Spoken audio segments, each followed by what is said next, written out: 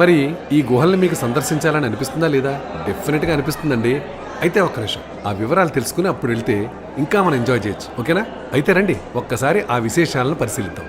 ఎల్లోరా గుహలు. ఇక్కడ దాదాపు 40 అడుగుల లోతు ఉన్న ఒక సొరంగం ఉంది. అక్కడ ఇది కుడివైపు మలుపు తిరిగి భూగర్భంలోకి దారి తీస్తుంది. అయితే ఈ మార్గం క్రమంగా దానికున్న వెడల్పు కుదించుకుపోతూ ఒక మనిషి కూడా పట్టనంత ఇరుకు మార్గంగా మారిపోవడంతో ఇందులో ఏముందన్న విషయం ఇప్పటి వరకు ఎవ్వరికీ తెలీదు. ఎల్లోరా గుహల్లో మరో రహస్య మార్గం కూడా ఉంది. 10 అడుగుల లోతుకు వెళ్లేసరికి అది మనిషి పట్టనంత ఇరుగ్గా మారిపోయింది. ఇంతకీ ఈ రహస్య సొరంగ మార్గాలలో ఏముంది? ఈ ఇరుకు మార్గాల్ని ఎవరు ఉపయోగించుంటారు?